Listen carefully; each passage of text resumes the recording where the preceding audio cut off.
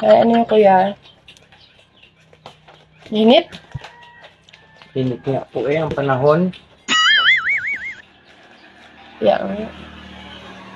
Kayo yung ano kuya? Yung bagong lipat dyan sa kabila? Yan sa mga, yung malaking bahay dyan? Oo, galing kami sa Pangasinan. Asawa mo yun kuya? Yung malaki dong, yung medyo matanda na? May edad na? Oo, asawa ko yun. Malapit na ngayon mag-senior.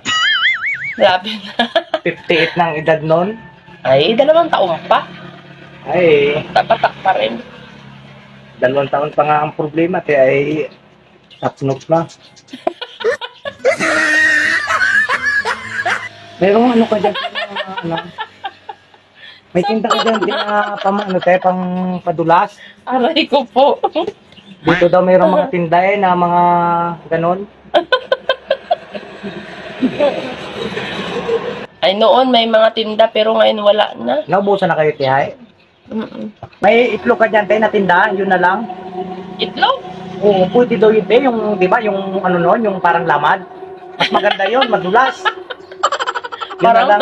Parang ngayon ko lang narinig yun na. Ay, maganda yun. Bakit hay? Ay, sapnot na sapnot. Ay, maano na, talagang iba na. Sa akin, walang problema yun, sa kanya, Iba na? ganon siguro, pag tag-araw.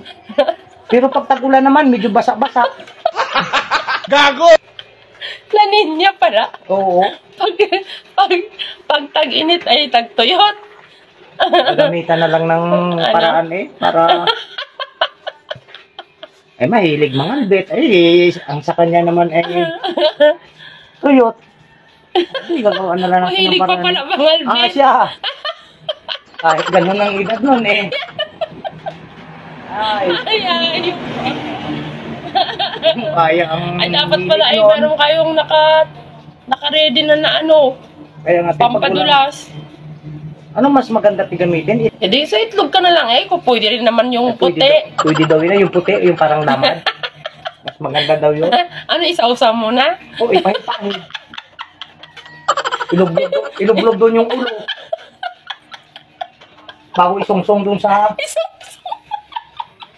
kuiba. Ay, wala din Pwede na yun. Oo nga. Hayop na yan. O yun na lang, itlog. Yun na lang, itlog. Ilan? Damihan mo? Mga 6 Para isang linggong stock.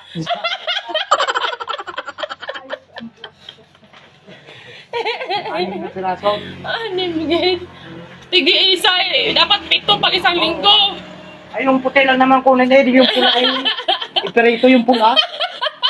Mapakinabangan pati naman. Hindi rin naman masasayang. Yung para sipon. Ayop.